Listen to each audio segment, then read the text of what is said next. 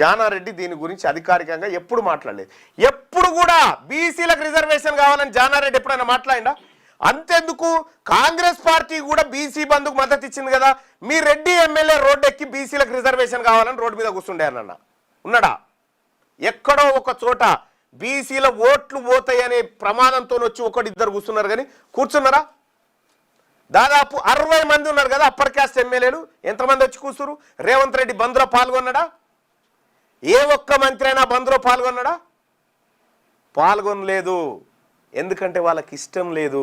ఆ ఇష్టం, మనమంటే ఇష్టం లేనోనికి మన ఓటు ఇష్టం మళ్ళా.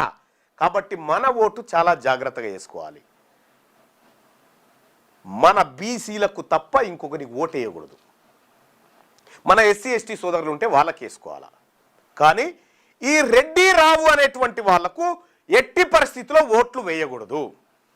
బీసీ ప్రజలారా, మరి జానారెడ్డి ఇంట్లో కోడి పిల్లలై బలిక ఎప్పటికైనా మీరు చూడుర్రి, మీరు వాళ్ళకు జిందాబాదులు కొట్టి జెండాలు మోసి మా అన్న యువసేన శివసేన అన్న ఏదో ఒకరోజు మీరు కోతకు గురి కావాల్సిందే.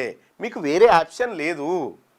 ఎవడైతే స్వతంత్రంగా కాళ్ళ మీద బయట బతుకుతుందో వాడు కింగ్ అవుతాడు. వాని కాళ్ళ మీద పడతారు వీళ్ళు వచ్చి.